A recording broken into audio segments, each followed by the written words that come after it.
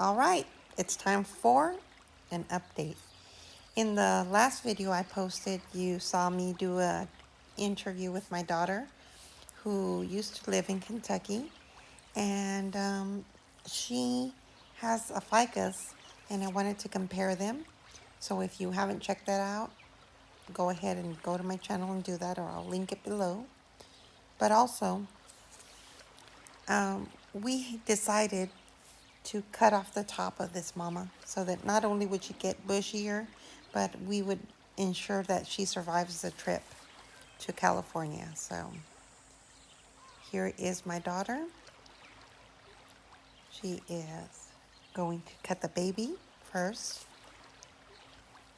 There's the baby. And this one didn't have a root. It was just stemming from the bottom, so she had to cut it. And now she's going to go for the top. You have to go right above a set of leaves. And that's what she's doing. And if you know, you know. Ficus also, kind of like euphorbias, they throw sap. It's that rubbery sap. This is why they call them rubber plants. I don't believe that this is a good thing to touch, or it might be an irritant to some people, but I haven't heard of a lot of people getting allergic reactions. But be safe, wear gloves, which we didn't, but we're professionals. And, do all the precautions. Okay, so this is a day later.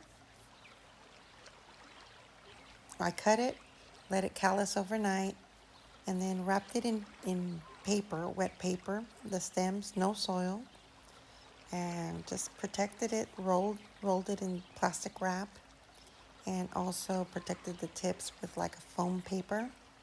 Here I'm being super careful because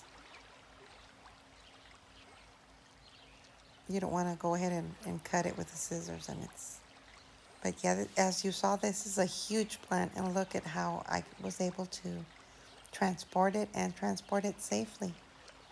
It's a little squished, but wait a sec, wait for it. Look at that. Wow, right? So it is doing great. As I'm noticing right now, it did have a little new growth there, a little leaf.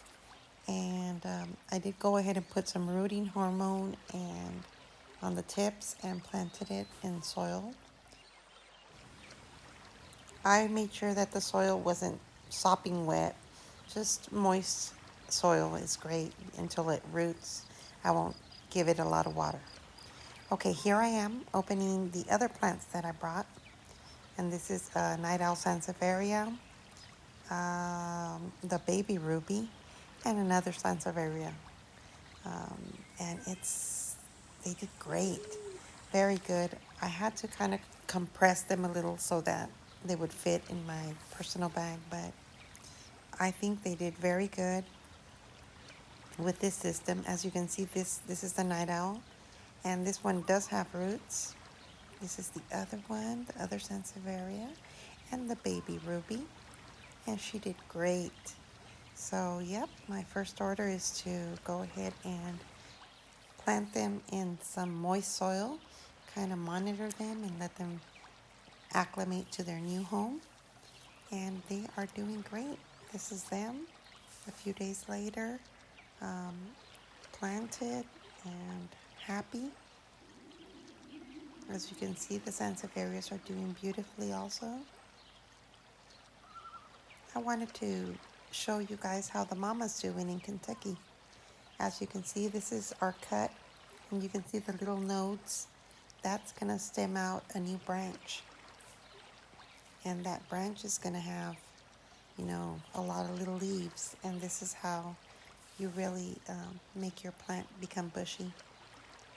Here I'm showing you the bird's nest Sansevierias and the beautiful healthy root that she had. She's prepping them also for the trip, and she's going to remove all that soil.